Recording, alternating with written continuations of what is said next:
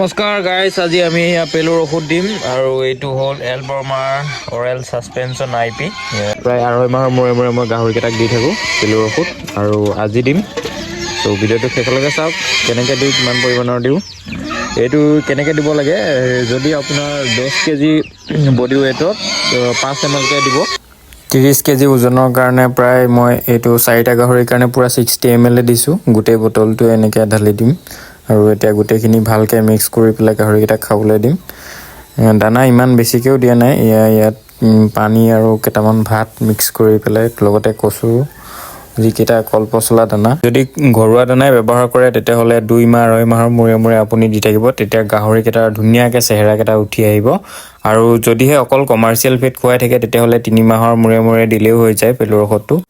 পেলুৰ ঔষধ দিয়াৰ পিছদিনাখনৰ প্ৰায় 2-4 দিন ধৰি হ'লেও মানে লিভাৰ টনিকটো দি দিব লাগে। এইটো 120 ml বটল হয়। ইয়াৰ 60 ml এনেকৈ হাতৰে অকণমান জোখ লৈ পেলাই এনেকৈ 60 ml ঢালি দিছোঁ। ঢালি দি ভালকৈ মিক্স কৰি লৈ গাহৰিকেইটাক যদি খাবলৈ দি থাকে, পাৰ 10 কেজি বডি ৱেটত 5 mlকৈ দিছোঁ।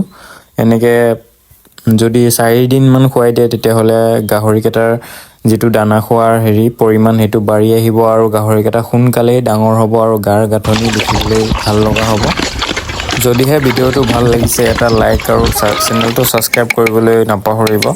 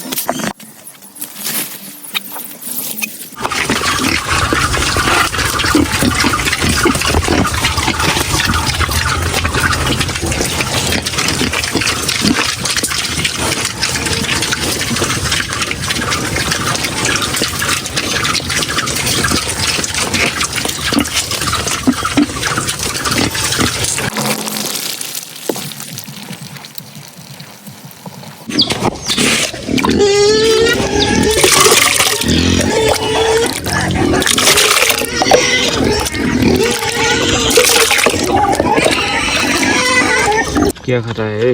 हे क्या खाता है? सुबह सुबह क्या खाता है? क्या खाता है?